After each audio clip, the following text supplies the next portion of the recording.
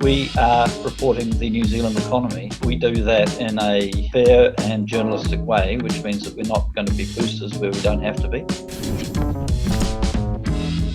Welcome back to another episode of a Kiwi Original. Today on the show, I'm joined by Pattrick Smellie, a reporter that has been in the business for longer than most people have been alive. At least, I could almost say that at 37 years of reporting. Man, the stories you must have heard. So Pattrick has worked for the Dominion Post, the Press, Sunday Star Times, National Business Review, was the first New Zealand correspondent for the Australian, and co-founded BusinessDesk, which is the topic of today's interview, back in 2008. So I'm really excited to have Pattrick on the show because he is someone that has seen the digital revolution from the early days, just after the iPhone has launched. So we've got lots to cover, both on the technology, the reporting side, politics, the business of politics, what's happening with listed and unlisted companies out there. But first of all, Pattrick, welcome to the show. Thanks, Ryan. Nice to be here. Now, I'm going to start with a question that takes you way back. So at one point, you were the press secretary for Roger Douglas back in 1985 to 1988. Please don't hate me for it. You must have seen a huge amount of transformation in that time. What do you remember or have learnt from that might actually be useful for businesses now going into what is a very uncertain time with potentially a lot of change again? Well, I don't know if it's relevant to exactly the answer to that question, but I'll tell you the one thing that I learned from Roger Douglas, which a lot of people might not be or might be surprised by, and that was that very early in my career, because I'd only been a journalist for about 18 months or something, and I was picked up and chucked in there mainly because I was writing about GST before it was introduced, and I think that they thought, A, this guy seems to understand tax, and B, we quite like him to stop writing some of that stuff. And the thing about Roger Douglas, for all his faults, and go back and spend lots of time talking about what he got right and what he got wrong, he was a fantastic boss. And the way he got so much done in that short period of time was not because he was a shouter or a ranter. He was a guy who trusted very large numbers of people to go away and do a job, do their part of a job.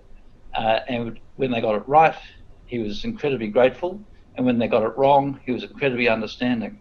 And he was extraordinary at taking on responsibility for the fact that the whole enterprise was ultimately his thing.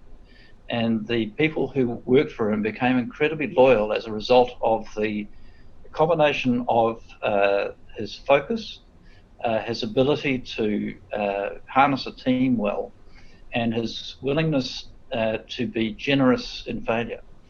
And in many ways, that experience set me up for the rest of my career, because you haven't talked about the bits where I worked in corporate public relations as well. But one of the things that I came back to over the course of that 30-something years was that bosses who are calm are a hell of a lot more effective than bosses who get angry.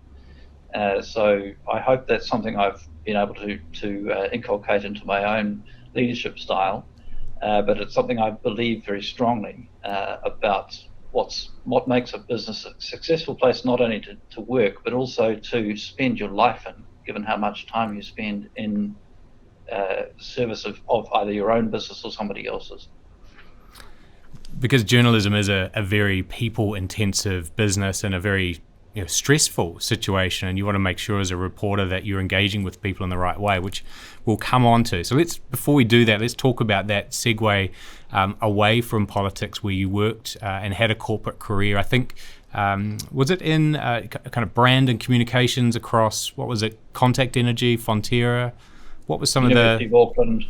I worked for a number of large, either New Zealand corporations or institutions of scale.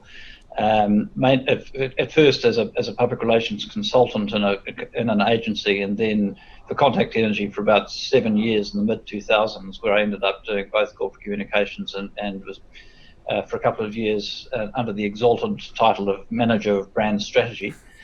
So, I mean, I took a lot of the things that I learnt on that political role into that job and from journalism. I think if I was to say there was one thing that I particularly learnt from contact energy, apart from too much about how the electricity sector works, is how to plan. And journalists, generally speaking, work on 24-hour cycles or shorter. And I think that's one of the reasons why you don't see many successful journalists running businesses, because they don't tend to have to think much beyond short horizons.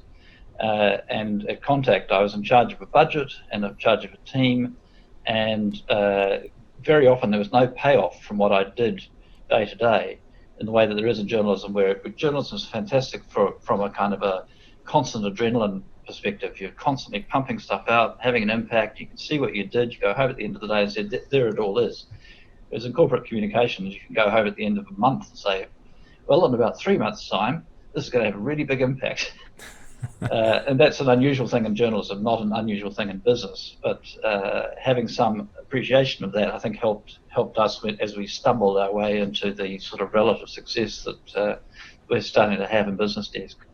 That's an interesting insight that different people in different organizations actually have different, for want of a better word, a heart rate. So, that daily versus monthly. My background's in telecommunications, and that had a kind of a 9 to 18 months before you could say, actually, you've launched something.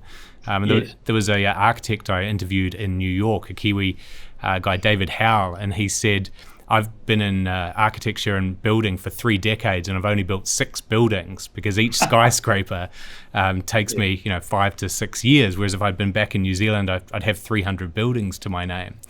Yes, yeah. So from that corporate side, and then drawing in your political background and experience, what made you decide in 2008, which was very early on in that kind of digital transformation, when print was still the thing, what made you decide actually now's the time to start Content Limited and build the news brand that is BusinessDesk? Do you want the corporate answer or the honest answer? Let's start with let's just go with the honest one. What did you want to set out to do versus what actually happened? What I set out to do was to strike out on my own as a communications advisor, leaving Contact Energy behind and hanging up my own shingle and hoping to make a living at it. And a very old friend who'd been working at Bloomberg for many years, a guy called Jonathan Underhill, who was getting a bit tired of being at Bloomberg. I think he saw me in my own office, making my own life, and was attracted to the idea himself. And so we both thought we'd be consultants doing God knows what. After about a couple of months, our wives started saying, so what is this business, and where's the money? And we started thinking, well, actually, we're not very good at this. We're not getting any clients, and we don't know what we're doing. But one thing we do know how to do is write business news, and we were aware of one potential first customer.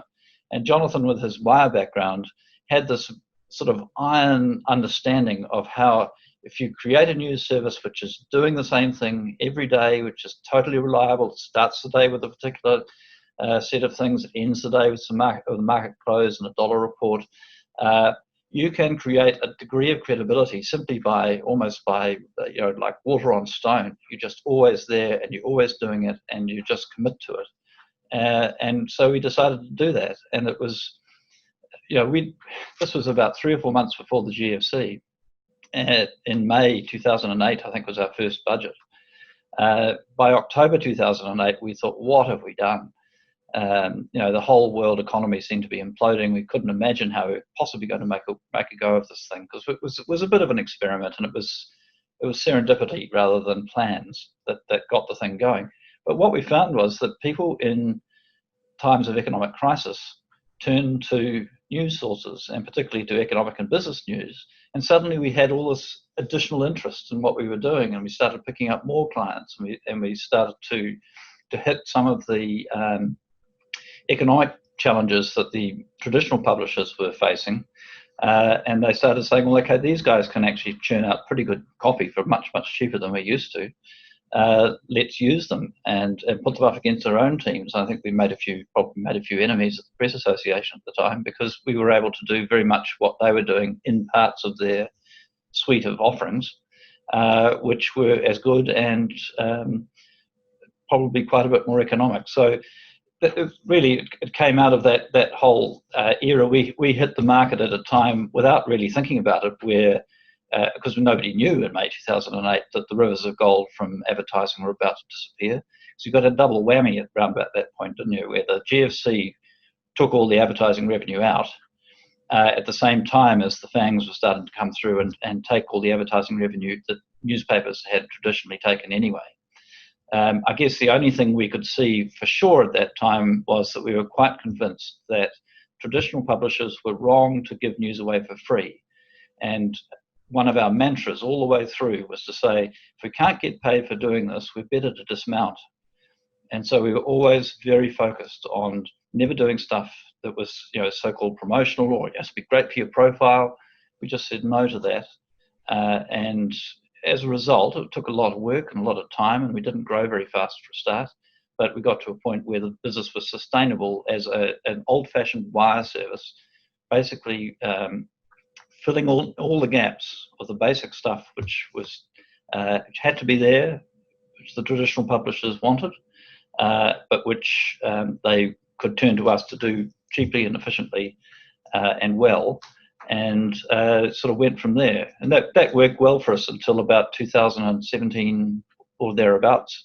And then as the traditional publishers started to fall away, you started having large republishers like Yahoo, which used to have a huge amount of New Zealand content, suddenly just disappeared. A bunch of others like that, AAP, which was here for 6 years and then gave up. We were giving them all our business, all their New Zealand business content was coming from us. We started to realise that there weren't enough wire customers or republishers of scale to be able to keep going on that model, and that's why we had to pivot at that point, to use that ghastly word, to where we are today.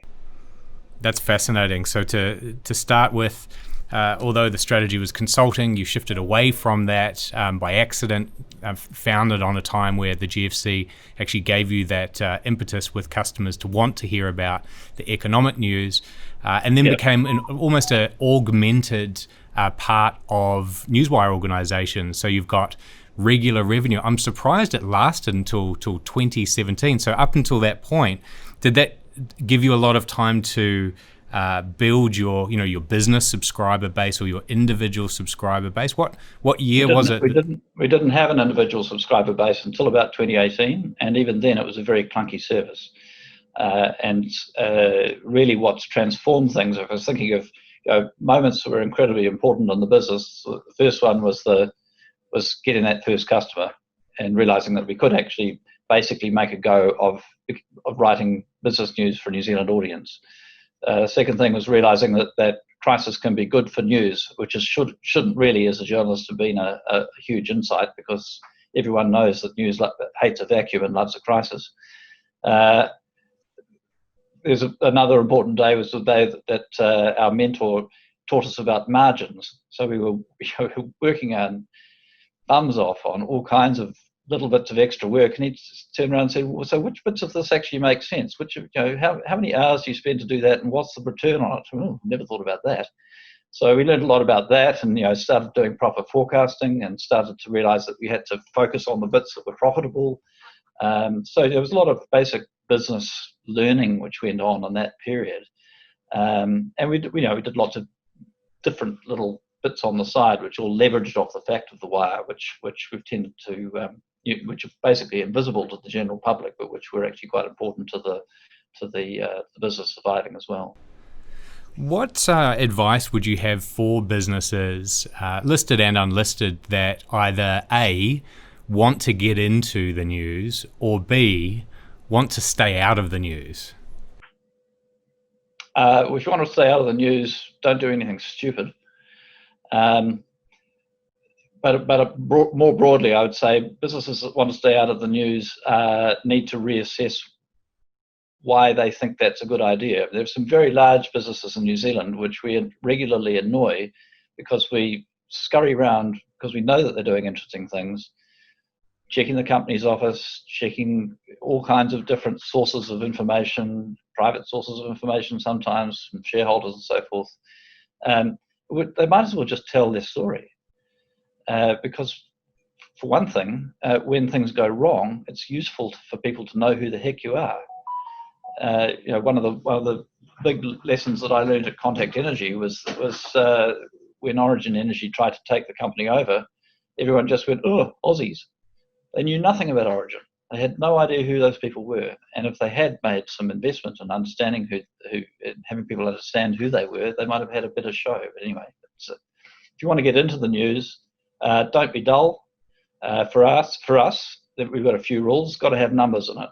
If you're not prepared to talk about some numbers, obviously a private company doesn't have to disclose like a public company does, but if you can't even say it's in a range of so many millions of dollars, then it's not news. Hasn't got enough in it to make it worth us, spending the time, because otherwise it's just arm waving.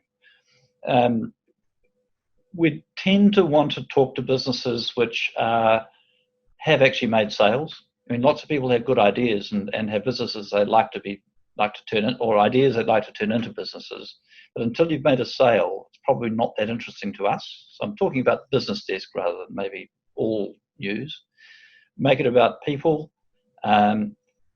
Be willing to take risks, because the more willing you are to take risks and to be authentic and to say things which are real, which people can connect with, the more likely it is that we'll end up writing about it, the more likely it is that people will read it. The most frustrating thing for a journalist is when someone says, "Can I just read back my quotes?"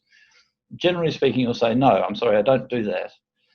Because you know that when you do, the first thing they'll do is they'll say, "Oh, that's all too interesting. Did I really say that? Couldn't I just, if we just put in going forward here, and the learnings were, then wouldn't that make it better? What about all the commas?"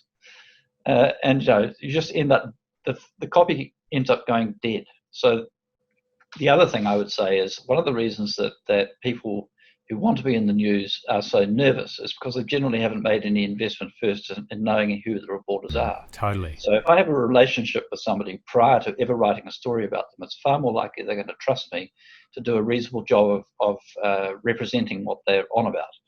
And that element of trust, journalism is not a greatly trusted profession. So get to know journalists that you're willing to deal with.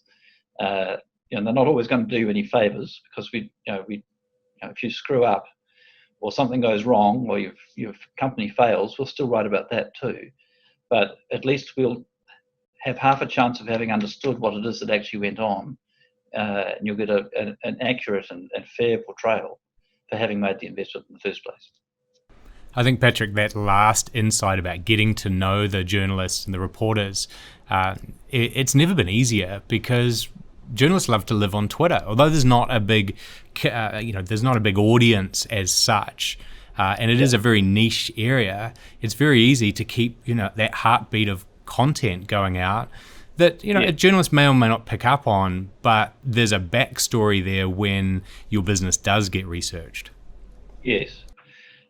It's a really hard thing to know exactly how to pitch it, because, I probably get, 200 or 300 emails a day from different PR firms and businesses wanting some kind of notice to be taken. The vast majority of them are never going to get into the news, and probably 5 or 10 calls a day from PR consultants, usually quite junior, whose horrible job it is to try to draw my attention to the fact that they sent me an email. Generally speaking, I'll say, yes, well, if we're going to write about it, I'll get in touch with you. Please don't ring me again, because there's only so many hours in the day. And tiny tips for anybody who's trying to interest a journalist: don't send me a statement from somebody I've never heard of saying, "Please see attached press statement," because that means I've got to open something up. Tell me what the hell it's about in the subject line and in the body of the email.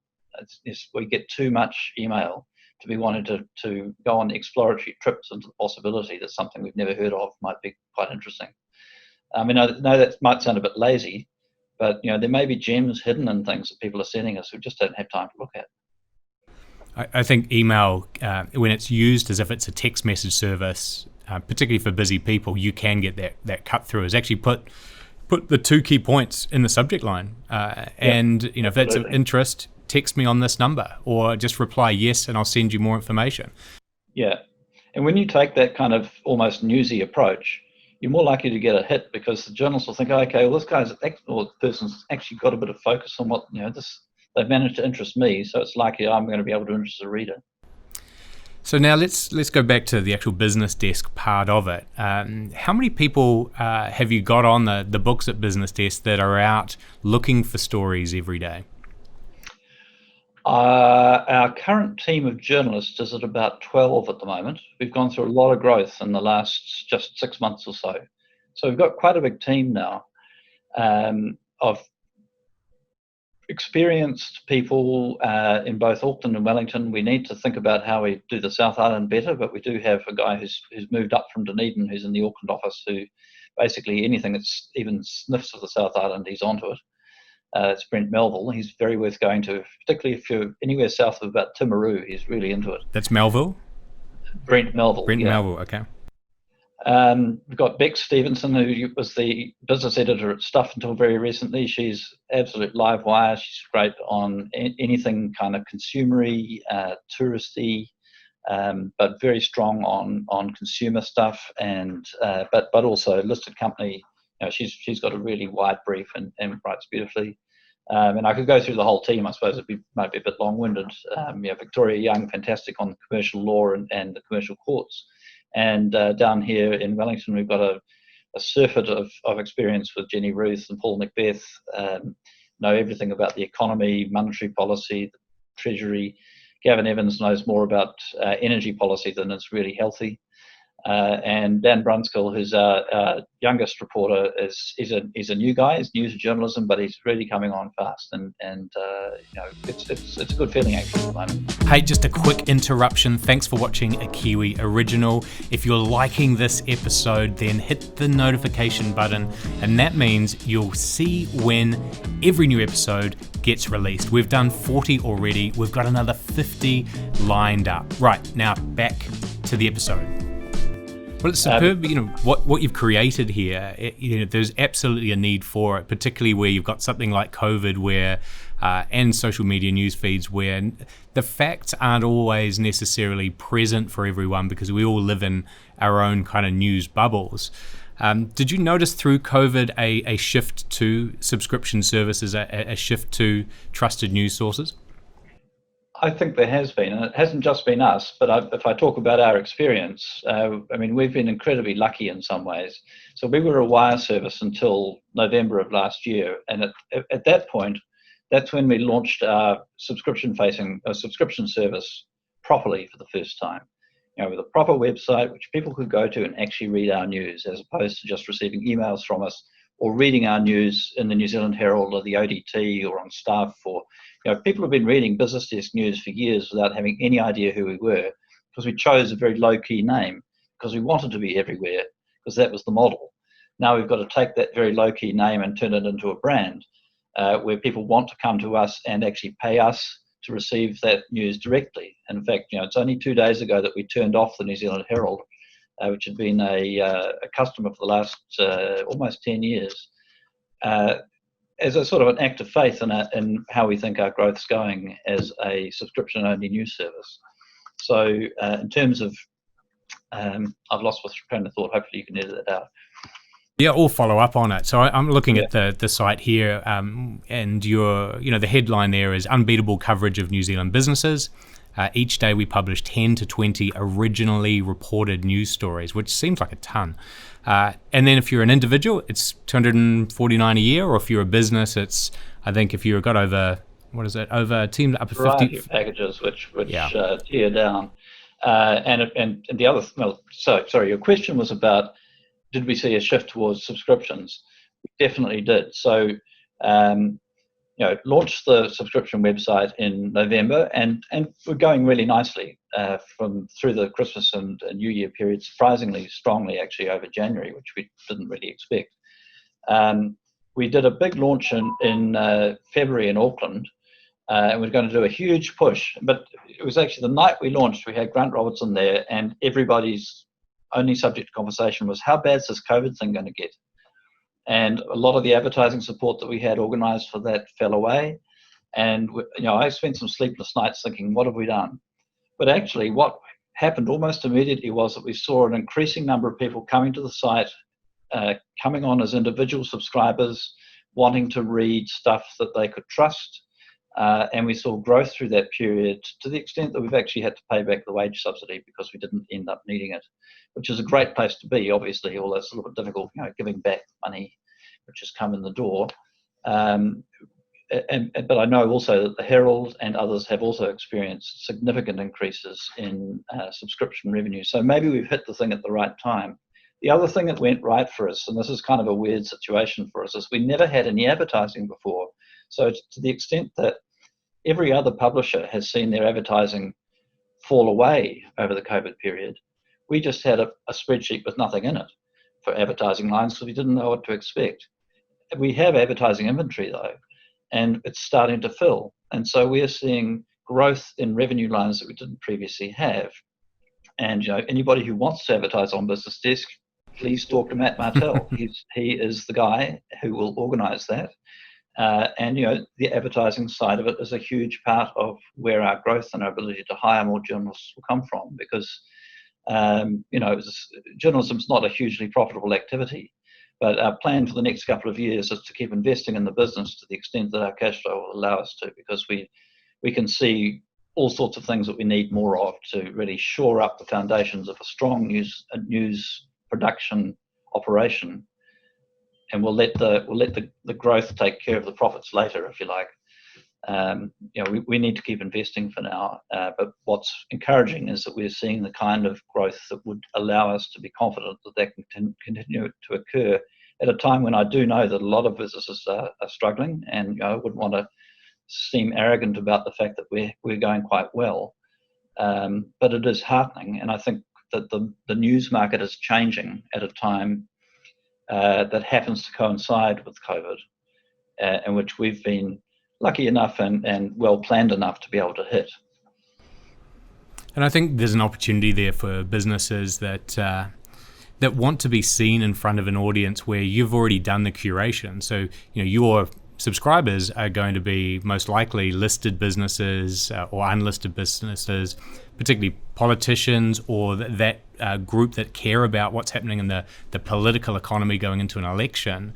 And because it's already curated, and if you're looking for some way of owning a digital asset, there's probably some pretty interesting packages you can provide for them. Coming up to the election, what are you likely to see as a subscriber through the businessdesk.co.nz site?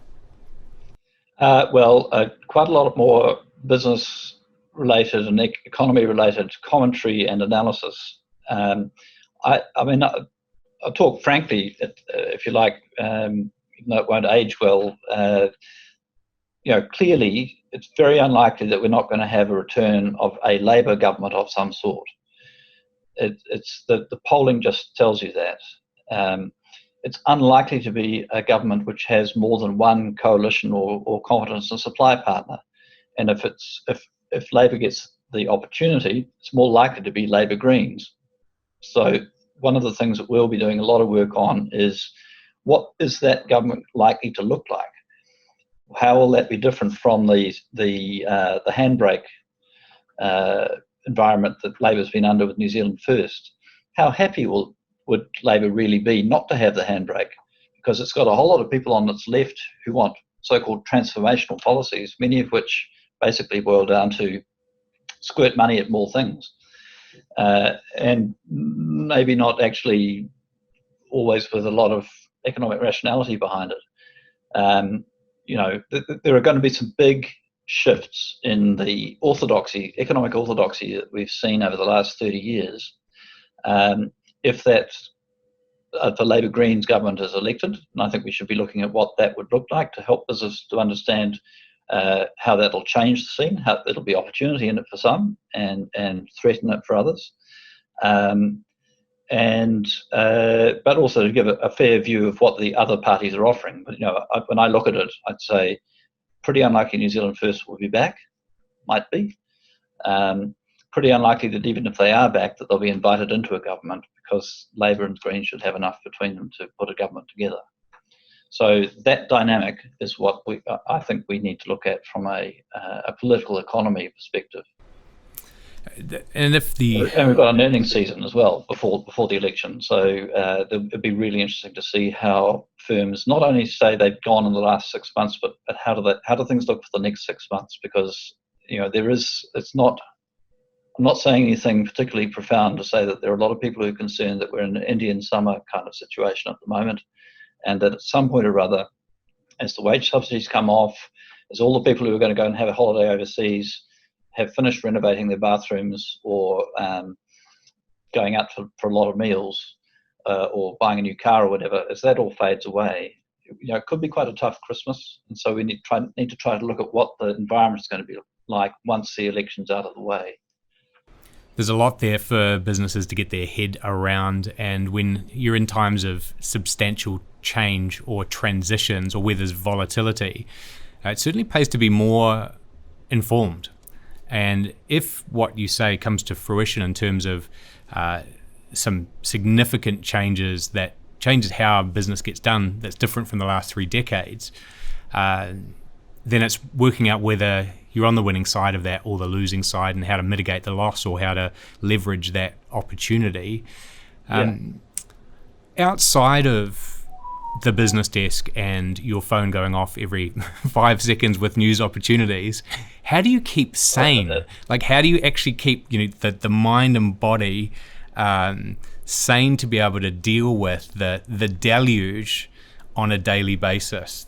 And you've done it for over 3 decades. It's a good question, and it's not one that I'm sure I'm any closer to giving a good answer to than the older I get. I mean, I'm 59, so I've got to start slowing down at some point or other. I'd be in bed by 10 o'clock is a good rule.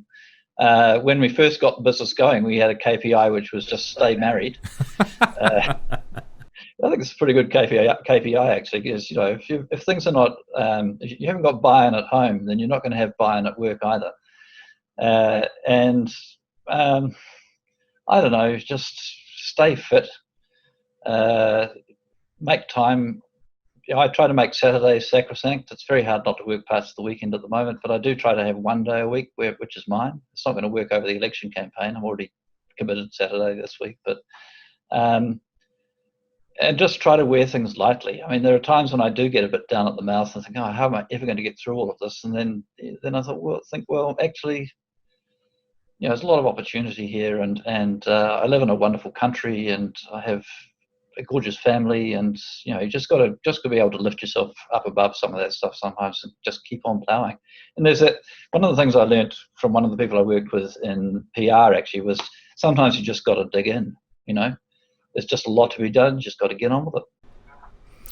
That certainly has been one of the moments for New Zealand Made over the last few months through COVID. It's been a transformational time. There's been more interest in businesses putting a country of origin label on their product or service than there has been since the formation of the campaign back in 1988, which is fascinating. And you have to just dig in and actually make that part happen, because there's only usually a moment in time for that to happen.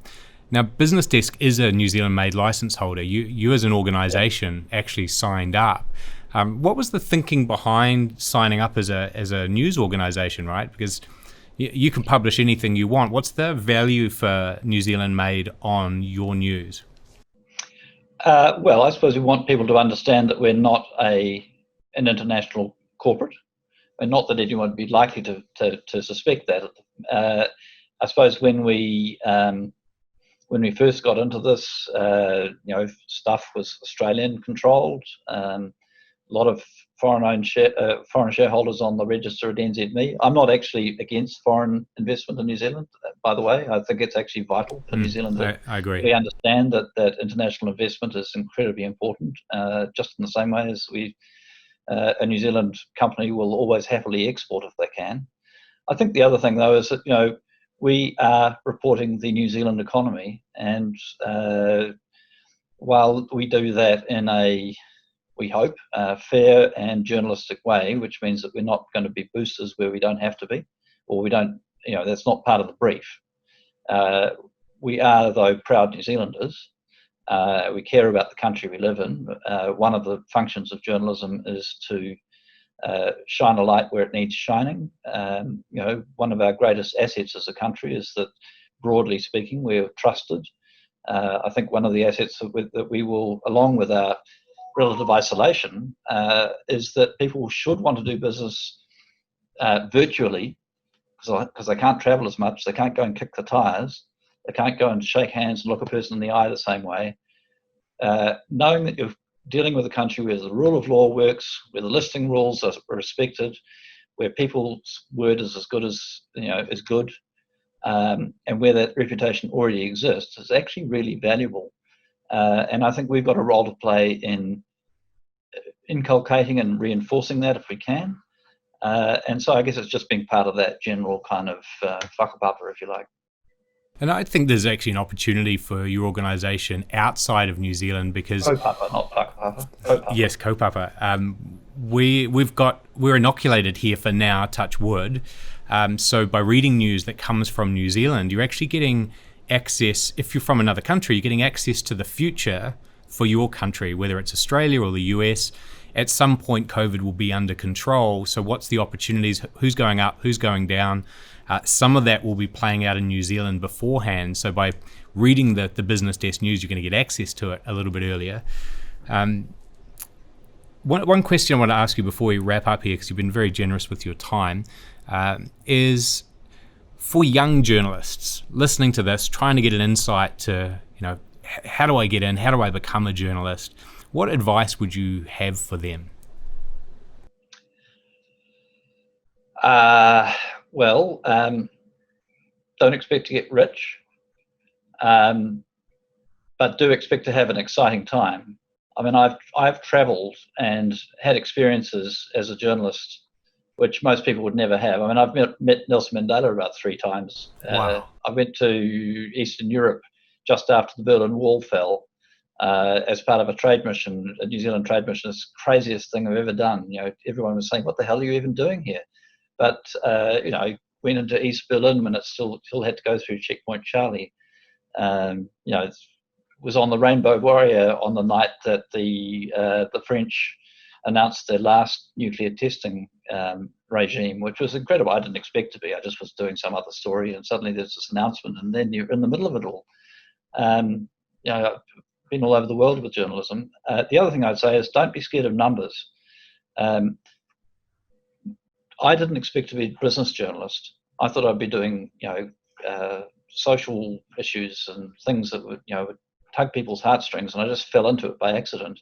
Knowing about how businesses work and how numbers work, it's useful for politics. It's really useful for sports journalism. So much sports journalism could be done that's not around the commerce of sport.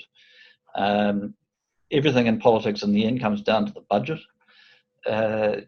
Don't be scared of numbers. I got 68% in school C maths, whatever that is these days.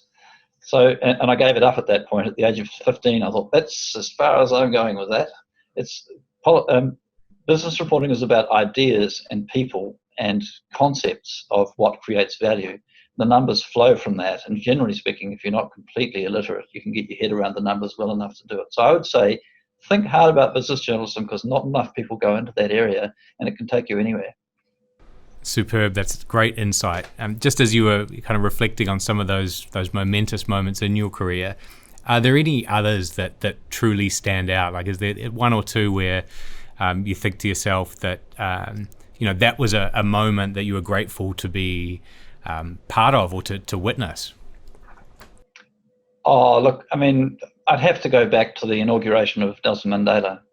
I mean, I know I mentioned it, but in terms of feeling it as if you're living through a moment in history, I was the New Zealand correspondent for the Australian at the time. The Australians didn't send their Prime Minister to Pretoria for that, but Jim Bolger went and took a government plane. And it's the whole experience of effectively island hopping on a government 727, which was unable to fly more than about 4 or 5 hours without stopping for fuel. We stopped in a place called Diego Garcia in the middle of the Indian Ocean, and the American Air Force Base. And he said, the guy said, "What are you doing here?" He said, "Oh, just getting more petrol." He said, "Mr. Prime Minister, you need a better plane."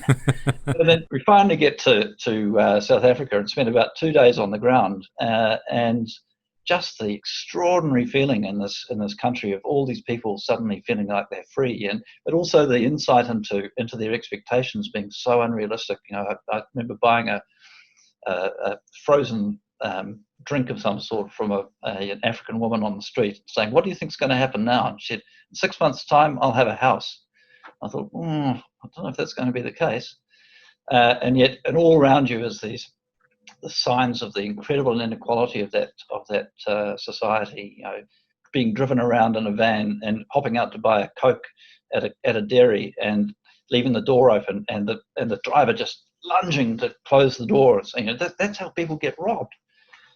Being asked to hand over my handgun when I went into a building at the security spot. All this just extraordinary insights into what this place is like, as well as actually meeting Mandela the next day. And anyway, to me that was probably a pinnacle.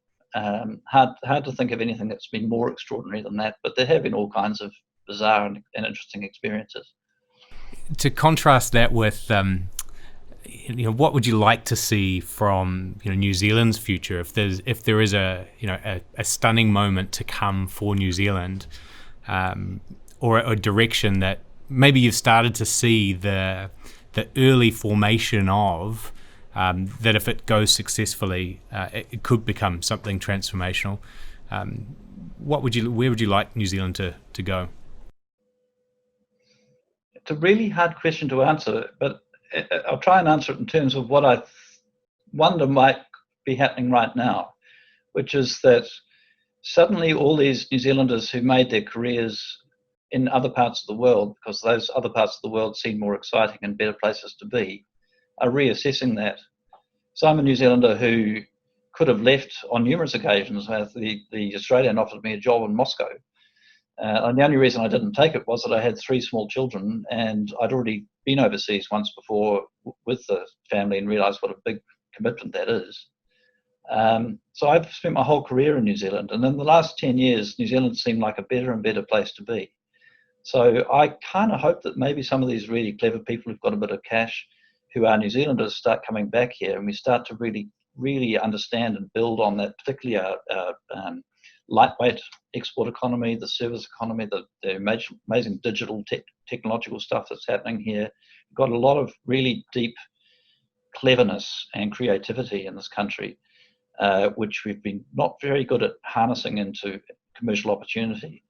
I think partly that's about scale and distance, and that some of the people who come back, Matt Martell has come back from an international career to work for BusinessDesk, and we have a world-class executive whom we don't really deserve, just showing us how stuff's done in other places. And I think there could be a real opportunity of having smart people coming back mid-career instead of coming back to retire, and that you could get a bit of a trend in that. That's what I hope might happen anyway, is that people will start to see that New Zealand is actually a great place to be in an uncertain world. And that's as much a cultural and a political, liberal democratic society is an unusual thing these days, as much as those things matter as much as the economic opportunity. Great insight, and it has been a massive shift, and we've got nearly 1 million people overseas that, I did 8 years in London, and you go to the bright lights and you learn what scale is, you learn what big economies do. You learn what an old economy represents that's hundreds of years old or thousands. And yet a lot of as you say, those advantages have polarized. It's almost like the positives are the negatives, and the negatives have become the positive, and New Zealand becomes that great place to come back to.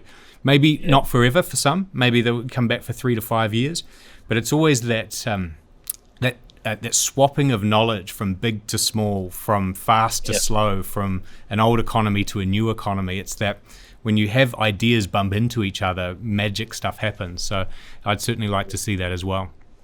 Yeah. It's been great speaking with you today, Pattrick, and hearing some of your own history, the BusinessDesk history, some of those key moments along the way. And look, I wish you all the success with growing that subscriber base, with businesses signing up to get access to news that's New Zealand made, on what's happening with the political cycle, on what's happening with the economy, and tracking COVID and how that interrelates with those two very key news parts that we're all looking at. So look, really appreciate your time today, and thanks for being on a Kiwi Original. Thanks for the opportunity. I mean, we take that job seriously, and we would appreciate and respect the support that we get from our readers. Give us a go. Awesome. Thanks for your time today. This has been a Kiwi Original brought to you by the New Zealand Made team. Thanks for watching. The New Zealand Made trademark is used by over 1,200 businesses in New Zealand. The New Zealand Made team licenses that trademark. Check if you're eligible at bynz.org.nz. If you feel that someone should see this, share it with them now. Otherwise, subscribe to youtube.com/bynzmade, and we'll see you on the next episode.